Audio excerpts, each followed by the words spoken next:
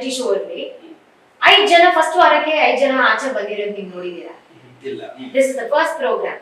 ಹಂಗಂದ್ರೆ ಜನರು ಅವಾಗ್ಲೇ ತಿಳ್ಕೋಬೇಕು ಏನೋ ದೊಡ್ಡದಾಗ್ತಿದೆ ಅಲ್ಲಿ, ಅವರೆಲ್ಲ ಆಗ್ತಾ ಇಲ್ಲ ಅವರಿಗೆ, ಅದರಿಂದಾನೇ ಅವ್ರು ಆಚೆ ಬರ್ತಾ ಇದ್ದಾರೆ ಅಂತ ಅವಾಗ್ಲೇ ಒಂದು ಮೆಂಟಲ್ ಥಾಟ್ ಇರಬೇಕು. But I heard Kavya is going back ಅಂತ.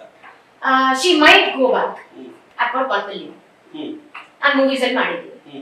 ಅಂಡ್ ಎಲ್ಲಾರ್ಗೂ ಗೊತ್ತಿರೋ ಒಂದು ಮುಖ ಆದ್ರೆ ನಾನ್ ಮಾತ್ರ ಅಲ್ಲಿ ಬೇರೆ ಕಂಟೆಸ್ಟೆಂಟ್ಸ್ ಯಾರಿಗೂ ಗೊತ್ತಿಲ್ಲ.